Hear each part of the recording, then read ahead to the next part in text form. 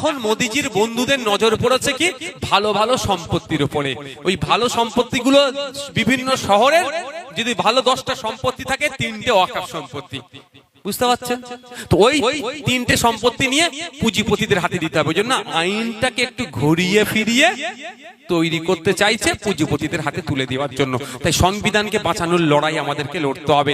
শুধু মুসলমানদের ওয়াকফ সম্পত্তিতে হাত দিচ্ছে নয়, আজকে এদের হাত যদি না দিয়ে আমরা বন্ধ করতে পারি, কালকে দেখবেন এরা ক্যাথলিক চার্চের যে সম্পত্তি আছে সেইগুলোর দিকে হাত দেবে, পরশু দিনকে দেবেন এরা গুরুদুয়ারার সম্পত্তিতে হাত দেবে, তারপর দিন দেখবেন এরা বৌদ্ধদের সম্পত্তিতে হাত দেবে, তারপরের দিন দেখবেন এরা পার্সিদের সম্পত্তিতে হাত দেবে, তারপরের দিন দেখবেন হয়তো এরা কোনদিন ঘুম থেকে উঠে দেখবেন আমাদের এই জগন্নাথ ধামের মন্দিরের সম্পত্তি হয়তো এরা খেয়ে নিয়েছে।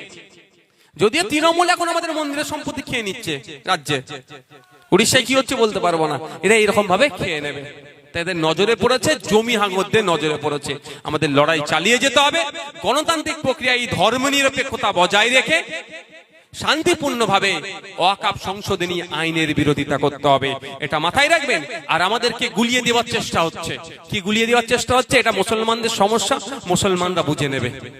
ঘোড়ার ডিম, এটা মুসলমানদের শুধু সমস্যা। আচ্ছা, যদি মুসলমানদের সমস্যা হয়, পার্লামেন্টে যারা বক্তব্য দিয়েছে এই আইনের বিরুদ্ধে, আপনার বক্তব্য তাদের শুনেছেন? সকলের হাতে শুনেননি। আমি আপনাদের বলে রাখি, পার্লামেন্টে যারা বক্তব্য দিয়েছে এই আইনের যারা বিরোধিতা করেছে